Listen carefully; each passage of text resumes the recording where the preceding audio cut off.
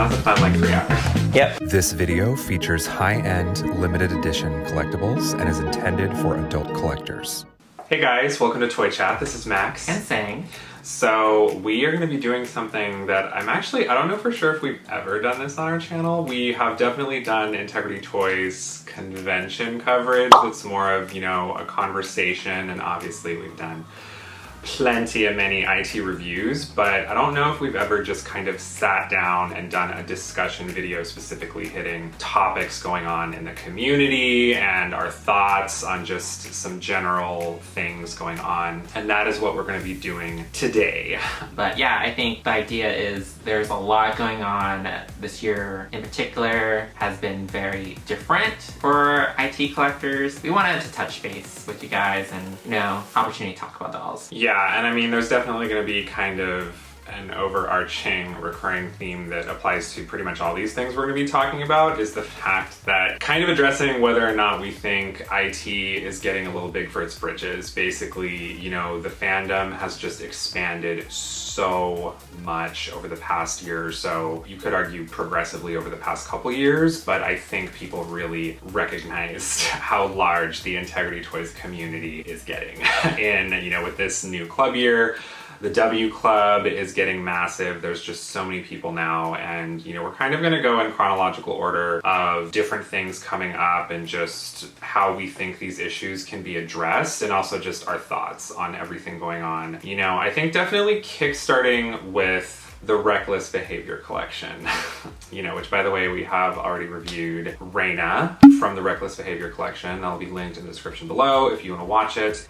And we do plan to review Alejandra as well. She's here already. She's very soon. So stay tuned for that. But yeah, the Reckless Behavior collection drop, I think, was where people started to really take notice, oh man, the IT fandom is just getting cray-cray. Yeah, I mean, they are the largest edition size for a mainline collection. 1200 is a huge edition size, and I think in the past with Off Duty, which was the previous mainline collection, that one was only 800-900 each. So this was a huge increase, and I think IT at the moment was aware of the growing popularity, and that was their safeguard, having this large edition size. But I think now you realize it's not enough. Yeah, and this reveal happened live on YouTube, and so these dolls were being revealed in real time. So what people were basically having to do was, scrambling to, to contact dealers, and obviously there's certain people who don't manually contact a dealer. A lot of people purchase on Sideshow, you buy via different websites. It's difficult because there are a lot of new collectors, or collectors who don't really dabble into the dealers and deal with them quite as often as some others. I can definitely understand and relate to having to contact multiple dealers, and even though you're only interested in one, but you have to contact multiple of them in order to see if you can secure one of the dolls you want. And I think that also slows down the dealer's response to you, because they are getting so many different types of emails from different people. And because it's live, they revealed Reina first, and then do you contact the dealers then and there for Reina, or do you wait until after Alejandra was announced? And yeah, just that slowdown of people waiting actually kind of screwed them over, because then they're now lower in line in those email lists.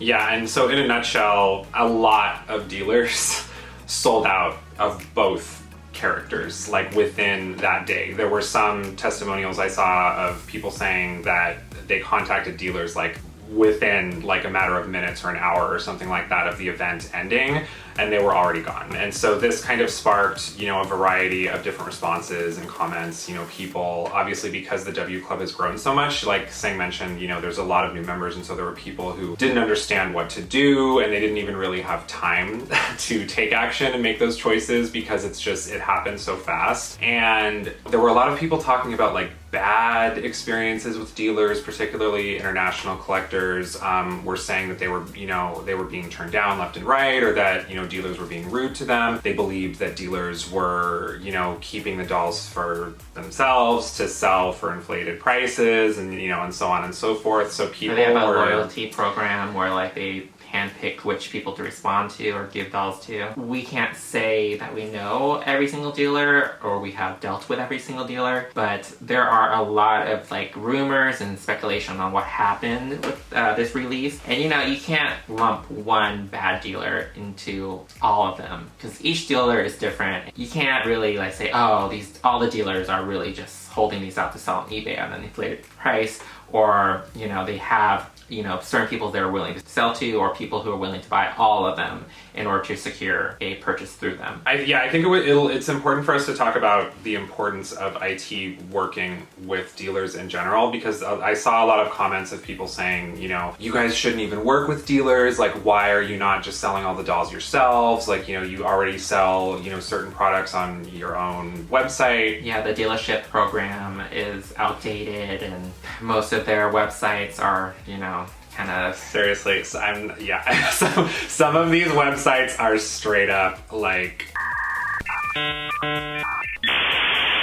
at the dawn of the internet, like when the internet was created, was when I know when I was first like looking through a lot of these dealers, like some of the websites don't even work, like the links are broken, or like I haven't seen these layouts since like the early O's. Yeah, some of them are bad, but you have to keep in mind though, it's like a lot of these people they're small businesses, they're independently run, they're not like corporations. And I mean, Sideshow, of course, is larger, they're a bigger retailer. Granted, that Sideshow isn't without its issues. I think it's important to discuss the fact that you have to keep in mind that every doll and toy company works with third parties and external retailers, and we definitely we want to say right off the bat, those of you who are just feeling really frustrated, your feelings are absolutely valid, and we understand how you feel. Like, honestly, especially when Sang and I were new to IT, there were definitely things coming into it where we were like, we wish we knew this sooner, or we wish we had done this differently, or whatever. I will say, as an IT collector, and this has kind of been the case for the past couple years, you do kind of need to do your own research. You need to find which dealer is best for you. It's going to be different person to person. If you have a bad experience with a dealer, there is a long list of others you can work with. Like, I know there's a lot of people asking us, do you have like a dealer you recommend or a way to approach a dealer? And I think we can't recommend a dealer because every dealer is different and how they deal with, you as a collector. If you're on the East Coast and trying to buy it on the West Coast, or you're out of the country, certain dealers won't deal with that. So it's important that you do your own research and approach a dealer with your questions. And I think it's important to consider that dealers are just usually one or two people working their shop. So they're going to be slow to respond, and it's always nice to be courteous. It's important to keep your options open. It's not always, you shouldn't put all your eggs in one basket, because dealers are not always going to be there, and if you for some reason miss their deadline and you can't order for them, it's good to have multiple dealers that you have been in contact with. So our recommendation is just reach out, say hi. And when people say build a relationship with a dealer, it doesn't mean like, oh, I need to buy from them so that they can trust me. It's building a relationship. It's like a line of communication with them, so you know what their process is and how they handle their business. When a doll drops, you are ready with their criteria and you fill out how they want things to be with them. Yeah, and I think it's worth noting too that IT has its own limitations in terms of overhead and what their warehouse can manage and what they can do natively on their own site. We all experienced how their website handled the traffic for the Legendary convention. I don't think that they necessarily have the means or the manpower to kind of manage everything themselves. And I think a big part of the relevance of, kind of having these relationships with these third parties and dealers is that it brings new people in to get interested in the product, very similarly to how any other company like Mattel or MGA, they push their products to Target and Walmart shelves so other people will see the products and purchase them. Exactly. It's just good business. It is. And dealers are taking a risk. Granted, this year's very different, like New Face completely sold out in previous lines too, but dealers are taking a risk because they are paying a certain price. They're paying upfront for dolls, so they're not handpicking which to buy from IT. All or none. Yeah, all or none. Literally, it's like whatever IT ships, they have to get. So there are certain lines, like especially newer lines, such as Meteor and Monarchs, they can sit on the shelves for months to years. So IT doesn't have a warehouse that large to store things that don't sell. It is a symbiotic relationship with dealers. Dealers are taking a risk in terms of ordering these dolls and hoping they can sell, and IT obviously cannot store all these dolls in their warehouse. Kind of topping that off is just like we said, if you have a bad experience with a dealer, if you don't like how they communicated with you, or if you feel like you just didn't like the experience in general, we'd highly recommend shop around for a different one. We had to do that a bit ourselves. Some of the earliest IT dolls that I purchased when we became new W Club members I bought them, online at different websites. We understand that international collectors are going to have fewer options, and we totally empathize with that. But I think, I've mentioned this in other videos, I think when you're talking about a product that is designed and manufactured, or it's pushed primarily in a specific country, in IT's case, the US, that is primarily where they're going to focus on pushing product. And so when it comes to other countries, they're going to do the best they can to, keep that fan base happy, but they don't necessarily have the means, not yet anyway, to become just a worldwide international brand. And that's the case, really, you have to keep in mind, that's the case for any product. Like I've said before, there's products that I love in, Japan that are produced primarily in Japan, and I have to pay inflated prices and deal with difficult shipping because I like those products, so that's just kind of, it comes with the territory of enjoying international product. On that note, it's also, if you feel like you as an international collector feel like your country could benefit from having a dealer in that location, it's best to contact IT and request that there's maybe something they consider. It's not IT doesn't want to work with that country or region. It's like they have to have a dealer there that's willing to work with IT. So if a dealer or someone who owns a doll shop in your country that's willing to buy IT products, it's a good idea to have them contact with IT and see if they can branch out into that market.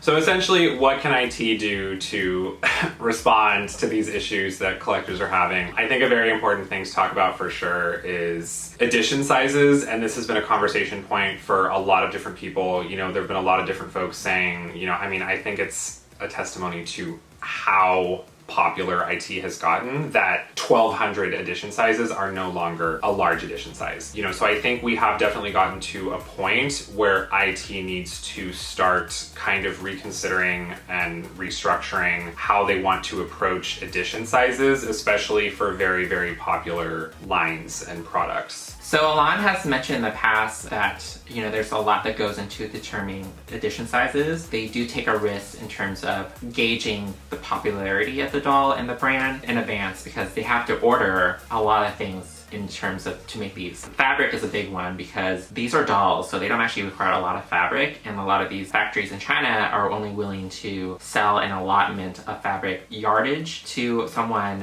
if it's reached a certain amount. A yard for human clothing doesn't cover much, but a yard to make clothes can make multiple clothes or outfits. So they have to plan ahead and okay, so we need 100 yards. Actually, that seems like a lot. We need 50 yards so we can make 1,200 doll outfits. That's something they have to plan ahead. They can't just be okay, well, this doll that we have planned right now, we can order more fabric to make the edition size larger. Okay, it doesn't work that way. They have to buy the fabric in advance in a certain amount that the factory is willing to sell to them, and they can't buy additional short pieces amounts from them because sometimes the fabric is no longer available, or it's too short for the company to even consider selling it to IT.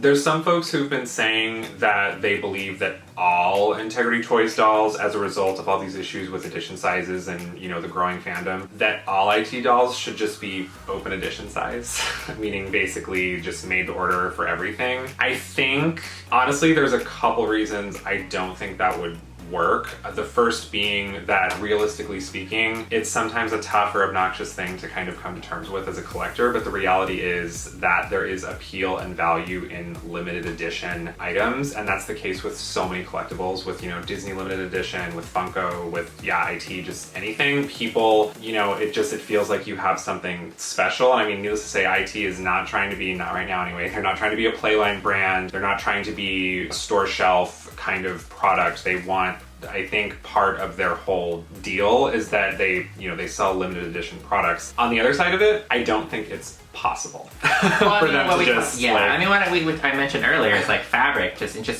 talking about fabric, it's like they need to order these fabric in advance, and if it's open edition size, even made to order, it's like you are ordering a lot of fabric to make dolls, and then an edition size of 600 to 1,000. It's easy to manage that edition size and keep the quality nice, but when you mass producing, you end up gonna miss certain dolls that look bad. I mean, even they mentioned in the past, like for an edition size of 1,000, 500 of it gets trashed. So they have to make like 1,500, and half of it they have to throw out because it's not to quality. If they keep something open edition size, like there are gonna be dips in qualities in certain batches and stuff like that. So I mean, it's IT hard. is already having some QA issues. Yeah, I mean, it is struggling right now. A whole other conversation. Yeah. It just, I don't think it would work. I mean, we've already been told that IT has to cut deals and agreements with these factories, for outsourcing to actually, manufacture and produce these dolls. I don't think there's any way they could get these factories to agree to like, okay, we just need you to just like on an unlimited basis, just produce more and more of all of these dolls. And there's certain dolls like, FR Maison,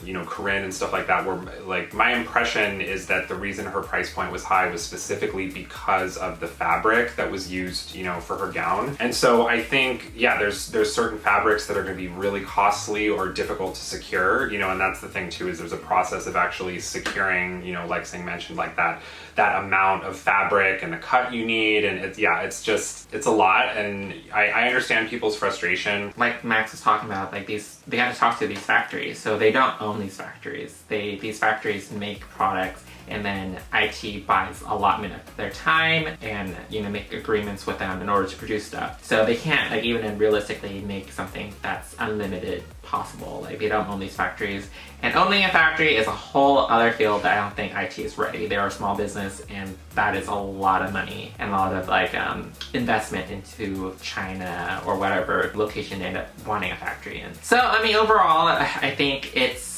a good mindset to have. I think something that Max and I also had to come to terms with is that you can't own everything, and you shouldn't own everything. It's a very expensive hobby. If you miss something, there's definitely something that will come along down the line. It's hard. It's like Max and I are both like huge poppy collectors, and there are certain poppies that we miss out on, but it's a constant spinning wheel. There's always new dolls coming out, and you never know. There's something that you might get that is even better than what you missed out on, and that's part of the thrill. It's part of the thrill of like, hey, like, look, I own this piece of history. Like, I was one of the people who were able to get this edition size of whatever.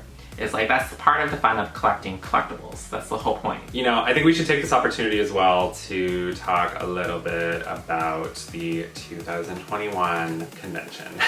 What we can talk about anyway. So a lot of it is confidential. This year's going to be very similar to last year, so we're still going to bring you coverage the best as we can. So, let us know what you liked and what you didn't like about our coverage last year, and we'll try to improve upon that. Yeah, and IT is still, they're trying to accommodate the best they can given the state of things in the world. Yeah, I mean, I think they were very accommodating this year. I can't even imagine the stress and the disappointment if they kept what they kept last year in place. Yeah. So they were very accommodating. Props to them. They are trying. They're not a company that I think they're one of the companies I would say that's super accommodating to their fan base.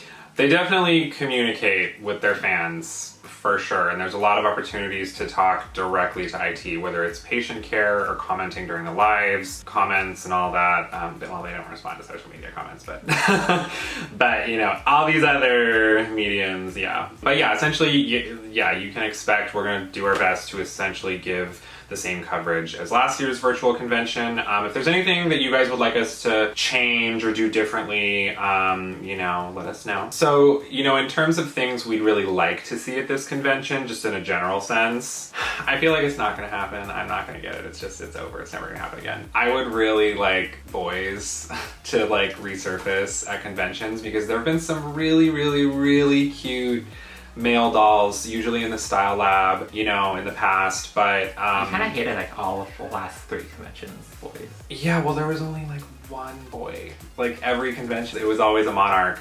And yeah, there was only like one boy at each convention the past few years. So as a collector, you want variety. And yeah, boys are a very popular aspect of IT. And that's probably what brought us into like the brand itself. So it's kind of sad that they kind of dropped that, especially at a convention, which kind of supposed to celebrate the whole company. Yeah, I mean, even just anything, throw me a bone, IT, seriously. Like just one, like a Tate, a Lucas, a Sergio, like something. I would love to see Chip back. We haven't seen Chip in a while. That would be super cute.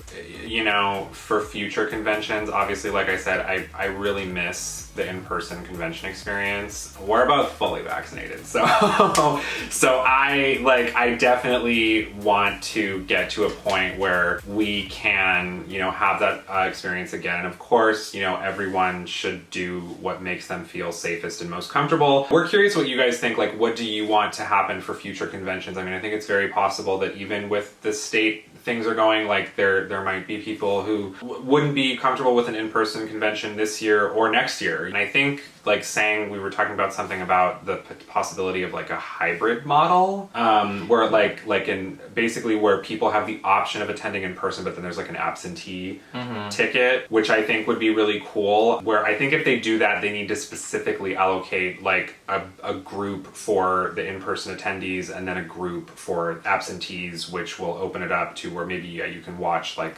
filmed versions of the events and you can still purchase the dolls. Yeah, I think it's a very tricky circumstance. I wouldn't want to be in their shoes to manage that. If you have to think about it, IT is, again, a small business, and for convention, they only hire friends and family to work as employees. So if they're going to do a hybrid model, they really need to be able to manage both the in-person event as well as having other people who are allocated towards answering questions for people who are off-site, and a way for them to ship dolls in a timely manner. Because I know IT likes to take a huge like week break after a convention, and you know, obviously when you have, it's just too much things to juggle at once for a live in-person event as well as a online convention. So it's a lot of things they need to discuss and work through. Something they have to consider, at least for next year. Because if things start to open back up, but people still feel uncomfortable going, something they have to consider. I would fully just go to an in-person event. I mean, granted, I'm very safe and I'm very cautious, but I think there's something about an in-person event that's, you know, you can't replicate. And I think people who want to stay at home and don't want to go, they have to consider that going to a convention is not strictly so you can get dolls and get your fill. It's like the whole experience with, you know, connecting with other collectors and be able to give feedback to a live person at the convention. This year's been completely stressful in terms of like trying to get into the convention, and it's not fun this year in particular. Last year we didn't know what we were expecting. We thought we'd just go online, purchase a ticket, so that was stressful during that process, but once we got our ticket we were totally fine. But this year it was a full week of stress. Like, never again. Well, so moving on to tying into this conversation as well, and tying into the hysteria over there not being enough dolls for everyone, is recently Integrity Toys started doing the basic edition dolls, which they have described as open edition size, essentially meaning that they just produce them. They produce, you know, a first batch, and then as soon as it sells out, they produce more, and they just kind of do that and in like intermittent, ongoing basis. So these ones are not limited count. Those folks get, the people who were saying they want, you know, just like unlimited dolls kind of have that option. So the whole reason IT has created this new open edition model is because, you know, there's a long period of time where the W Club is only open like 2 weeks out of the whole year in terms of sign up, and then this big lull, if you are new to IT, you aren't able to purchase dolls through the W Club, or dealers in general sell out their allotment for the W Club members. So if you're a new collector, you have to wait a full year before you can actually buy anything.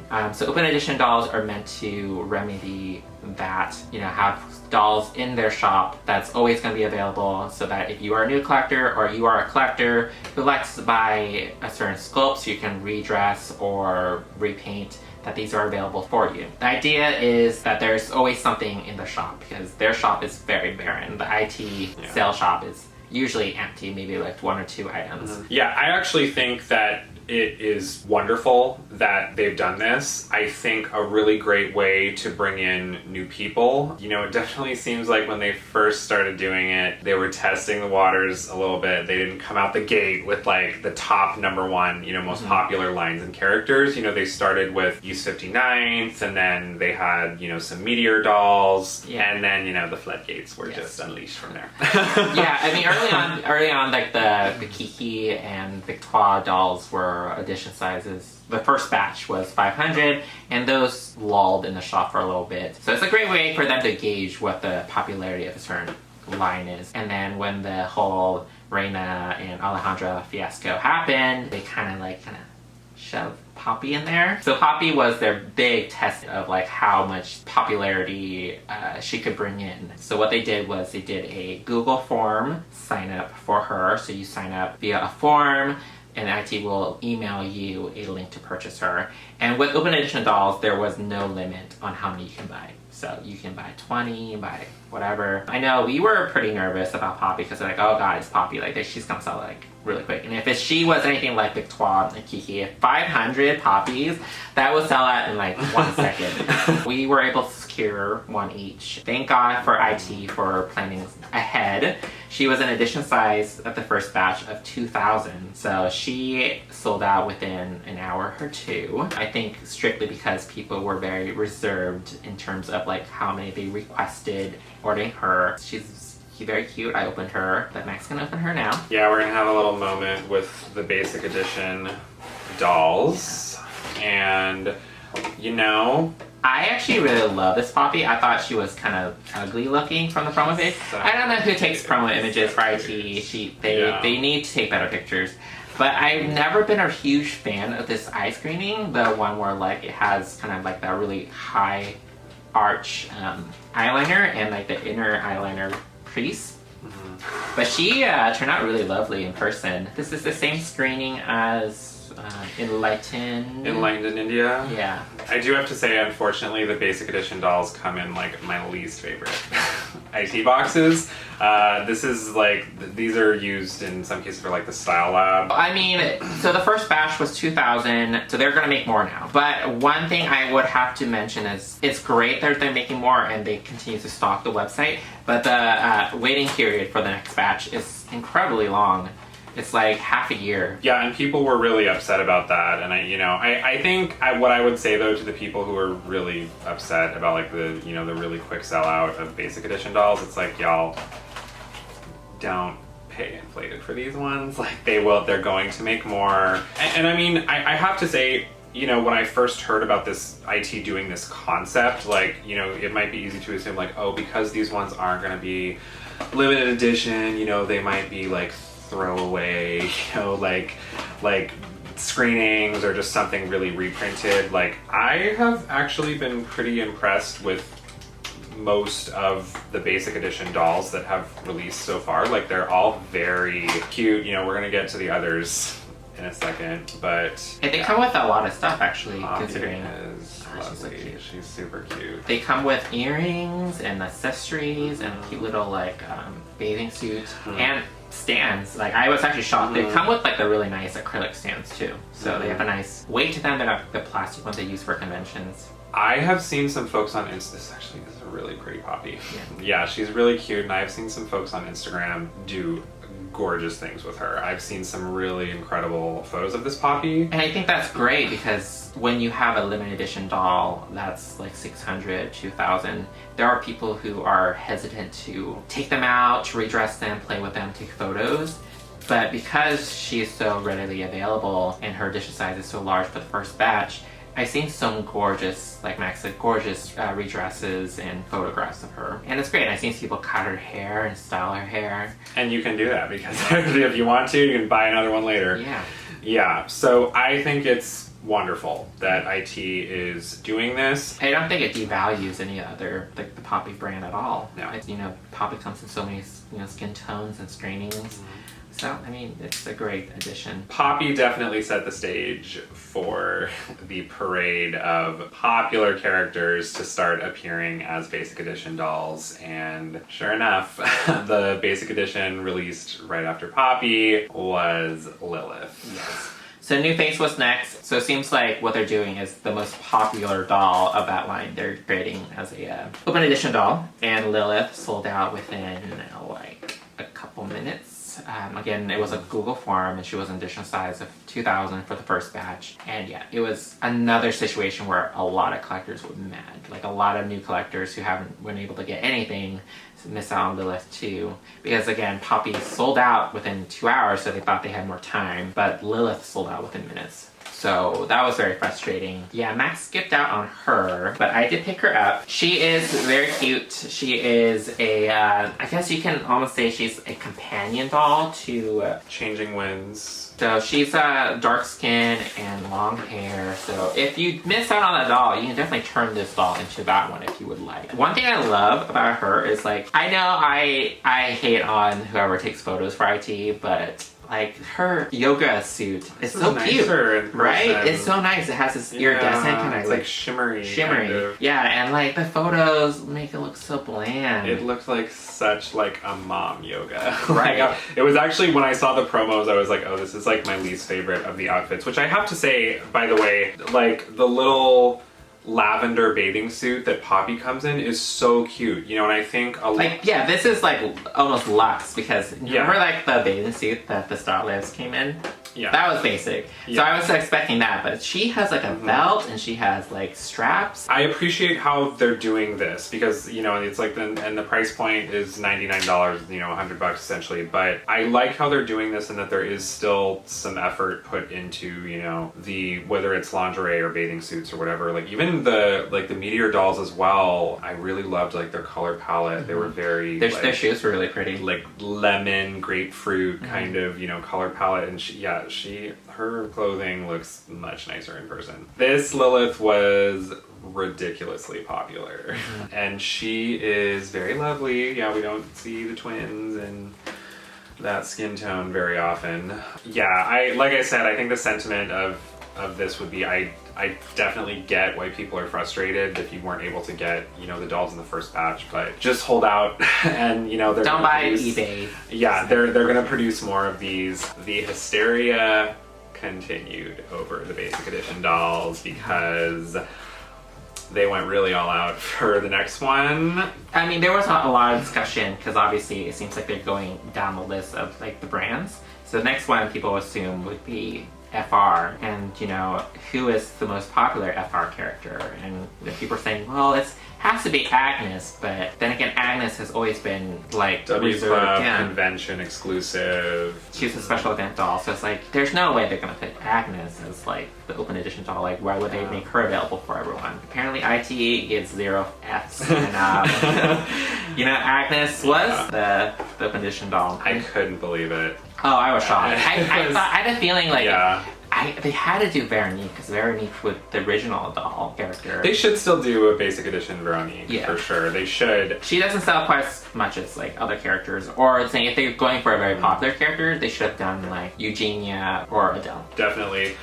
But Malibu Sky Agnes is gorgeous. She is lovely. I'm so excited for her. Blonde Agneses are so rare, which is ironic because she was announced around the same time as the Sterling variant of legendary status Agnes, which that ignited quite a response in the community as well. I think the Sterling variant is stunning. I think she's absolutely gorgeous. I prefer her to, you know, the initial version, but she is exclusively available to attendees of the Legendary Con. I mean, that was so out of the blue, because obviously that convention ended like 5 months ago. The fact that they are still like, hey, one last thing, one final surprise, that really pissed off a lot of collectors. Yeah, my whole take on it is there's really two sides to this. I think it's a good thing that there is a convention exclusive version of that Agnes because she was just the face of the entire Legendary Con. And I think, I expressed this in our coverage videos that it was just kind of strange that the face of the con wasn't a con doll. So I like the fact that this variant exists.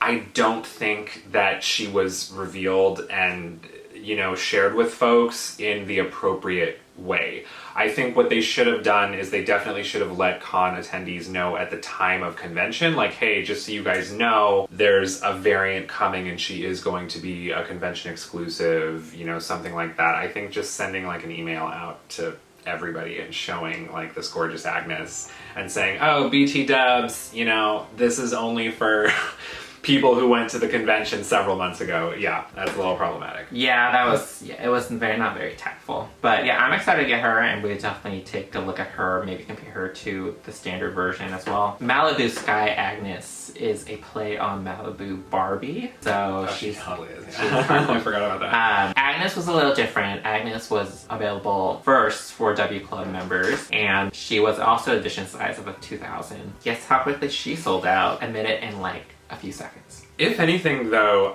I think Malibu Sky Agnes is something to be happy about, because to be honest, I think if an Agnes with that screening and hair color were released as like a standard doll, I think she would have had potential to be like a grail. Oh, yeah, so I think it's wild that they released an Agnes in a hair color that like she never very rarely gets, and just like a lot of people are comparing it, it's similar to Fresh Perspective screening. Very youthful Agnes. Yeah, it's like a really youthful, fun Agnes. So I think it's great that they're producing like really beautiful dolls with great screenings and like rare, hair colors in basic edition. I think that's something collectors should definitely be happy about. So we can kind of gauge how popular Agnes is. She's sold probably around like 4,000. That also tells you how large the membership size is for this year. This is a great concept. Actually kind of excited to see if they're going to continue it with like monarchs, or technically the industry is still a thing, so I'm hoping. Where is the industry? I know. They still exist. So yeah. We'll see how if they get basic edition. I think kind of just in summary of the issues with W Club in 2021, it is the largest club size ever. So there's been a huge amount of growth, record number of memberships, there's a ton of new collectors. I think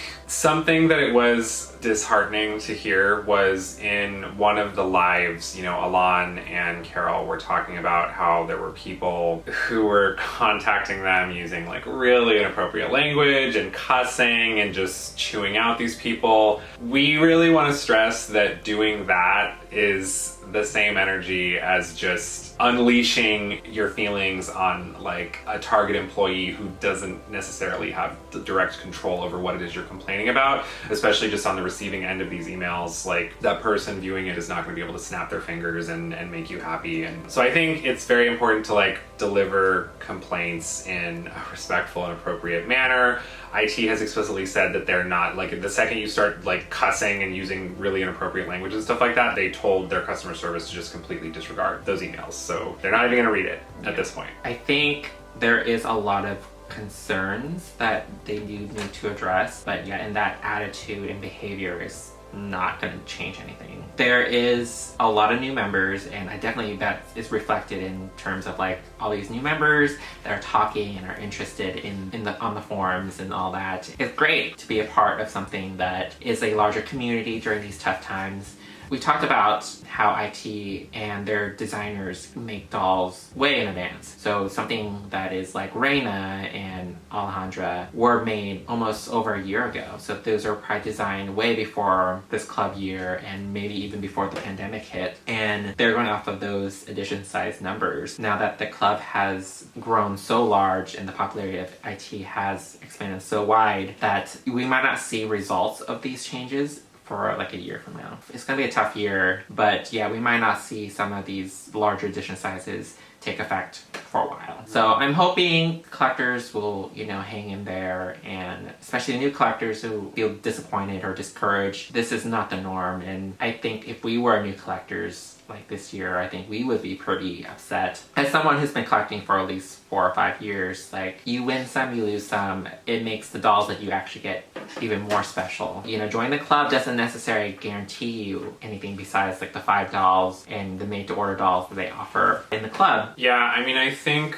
everything going on with the community getting so large, I think the solution to it, or really the approach, is going to be a combination of IT making certain changes and kind of restructuring certain things about their business and their business model to kind of adjust for how much they've grown, in combination with, I think, collectors need to be mindful of just really being sure that they're being respectful and being aware of what it is they're signing up for when they actually sign up for the W Club, which again, we've done multiple videos now on our YouTube channel about what to expect when you join the W Club. I think collectors do need to be mindful that when you do something like this, and technically this applies to other memberships and clubs and that kind of thing as well, even like the Barbie Club, you do need to do your own level of research to a certain extent. You need to read your emails, you need to be mindful of dates and things that are likely to sell out quickly. So I think just being as prepared as you can be, doing research, and you're not getting what you need, speaking with people directly at IT, you can speak with members of the community, you can interact with folks on the W Club forum, which is a really excellent resource. There's a lot of different options of, things to do. I think we need to acknowledge the positive of this situation as well. A company and a brand that we love and are a fan of is doing well. They're successful. So, I think we need to acknowledge that. Give credit where it's due. It's like in this frustration, we can at least get some solace in that. I was like worried about IT when the pandemic hit. Like, I wasn't sure if how they would handle the changes to convention, or obviously even produce anything during a pandemic. Early on, it's like, how are they gonna be able to have these factories running during a pandemic? You're worried about small businesses in general, and so I was worried about the future of IT, but they definitely persevered and hung in there, and now they're bigger than ever. I think they're going through some growing pains right now, and I think we as collectors, to a certain extent, within reason, we need to allow them to kind of experience that and deal with that, particularly given that we're coming out of a pandemic. You guys can definitely share your comments, how you feel about this. If you disagree with any of the things we said, if you have things to add to the things we said, you can definitely share it. Part of what Sang and I have talked about as well, why people, I think, are just up in arms a bit, is that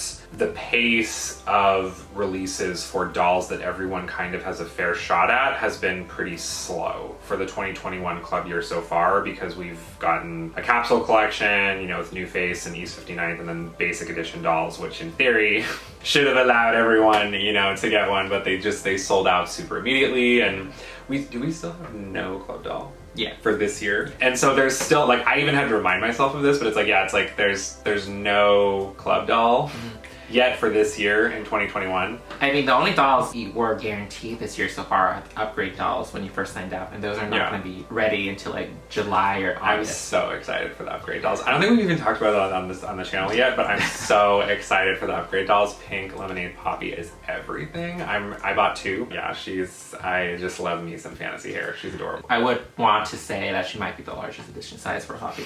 Yeah. And we'll find out if she can beat out Pretty Bird. Love that Naja too. Oh, Naja's gorgeous. Yeah. And Naja's such a popular character. I think what IT needs to do, hopefully they're working on it, is get the first club doll ready. I don't know if they need to rush release it, give us sketches or whatever, but I think that needs to be done, because a lot of collectors are feeling discouraged, not getting anything so far. That's definitely a step they could take that I think would pacify some of what people are feeling. Yeah. And I think it's funny because last year our first club doll wasn't announced until August. So it's very slow, but I think they should have known in advance. They need to push these announcements sooner. Yeah. So we, technically speaking, despite all this hysteria and instant sellouts, we are still waiting on the main collections of, Fashion Royalty and Poppy Parker, which I don't know how that's gonna go, so. I'm hoping, because they are not announced. Well, actually, FR in 2019, the main collection did not come out. They didn't announce it until December, like the end of the year. And maybe that's why they haven't announced it. It's gonna be another tough sell to like have another something to sell out quickly. It's gonna be interesting too, because generally, the upgrade dolls, that's what they did last year, it's a bit of a tease of what to expect in the main line. So it's gonna be interesting seeing if that has happened this year, because obviously we already know we're getting a Palm Springs, line for Poppy. And yeah, Pink Lemonade fits into that. Mm-hmm. And I'm curious if we can read anything into how that Naja looks for a new face line for she's FR. reckless. She's reckless. Which is funny, it feels like she doesn't fit Reckless. She doesn't. But I guess that pattern is very 90s, I guess. Yeah, I guess that's true. But in terms, for FR, well, that... What is FR? The Elise. Yeah, I don't know what... She looks... It's kind of like an elegant outfit, Yeah, but that's just general FR. So so I'm not really sure what to expect for FR. I guess we'll find out, hopefully soon. There's a lot of opportunities for them to succeed or completely fail collectors again. I'm hoping, fingers crossed, that it's another large edition size. And I think what they could do to remedy the fact that these dolls are so popular and people are so thirsty for them is like, I miss full collections. I miss having options. Like, I remember the first Reckless was $6. Somewhere around it. Yeah, it was a large. It was a large. They've been doing nothing but capsule collections for literally. When your option is the blue pill or the red pill or both, of course you can just grab them all. Yeah. Because New Face, he said the Reckless Behavior collection, he's releasing them in capsule groups. So we got the first group, so I'm assuming as a pair, and then the second gonna be another pair coming soon, hopefully. So just capsule collections are it's like a nice niche idea. It's like a side piece, but I want the full course meal. I need $4 or $5. That way collectors have options, and then I don't think everyone has $1,000 to spend on $4, so they're gonna be very picky on what dolls to get. So there are gonna be dolls left over for people to get if they wanted to. I hate this transition from capsule collection, and now we're getting micro capsule collection. How much smaller are you gonna be able to get? You're gonna chop a doll in half and just say you get a doll in half. I miss the variety, and I think it's a contributor towards this larger conversation for sure. I think that's a part of why people there's almost like a desperation building for dolls, because these collections are just so small. That more or less kind of caps off our conversation. We've definitely shared a couple options of things IT could do and how we think collectors should respond in terms of just IT's ever expanding popularity. I don't know, how do you guys feel about do you want IT to continue expanding to at a certain point? Obviously it still feels IT is within a niche to a certain extent, but it's do you want it to be mega mainstream, competing with Mattel? Do you want, or do you prefer kind of the smaller size and the limited edition, aspect of it? Because I think what drew me into IT is the intimate feel of you have this nice forum of people who are really nice, and conventions are really small, and collectors help each other out. When you branch out to a larger branch, Mattel does, I'm not shading Mattel, but it's you lose some of that personal feel and touch to things. Not to shade on Mattel, these COAs that Mattel does, they just literally just throw it in. It's not even nice paper. It's no, it's terrible paper. It's flimsy. Flimsy. You'll tear it. It's not even nice printer paper. It's rice paper or something. So it's those personal touches you lose when you grow out so large. One final thing is it's important us as collectors to have in our minds that we are not business people, and I would never gonna express our opinion as this is what they should do. This sudden surge in popularity, is it gonna be sustainable? Is IT's growth and interest gonna wane in the future after people go back to work? I'm curious in terms of IT, is that something they want as a company? Do they want to be conglomerate status? Do they really want to be this massive corporation that has really mainstream success? Is that something that IT is seeking out as a company, or do they enjoy catering a bit more to a niche market? I'm kind of curious about that.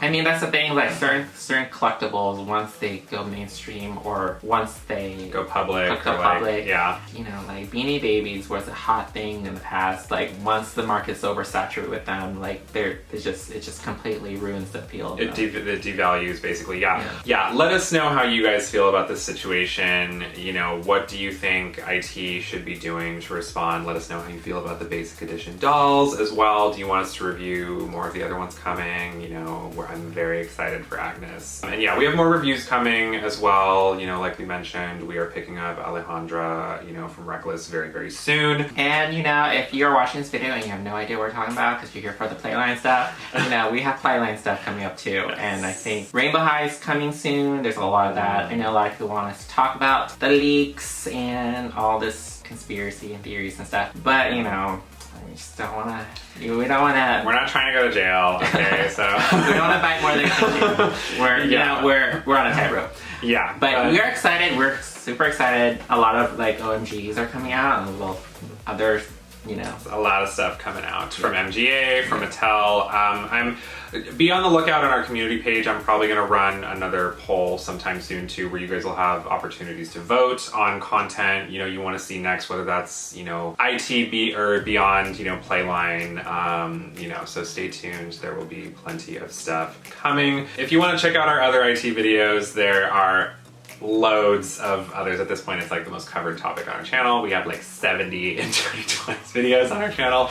So I will link the full playlist to that in the description below. Hit that like and subscribe button if you haven't. Let us know what you want to see next on our channel, and we will see you next time. Bye. Bye.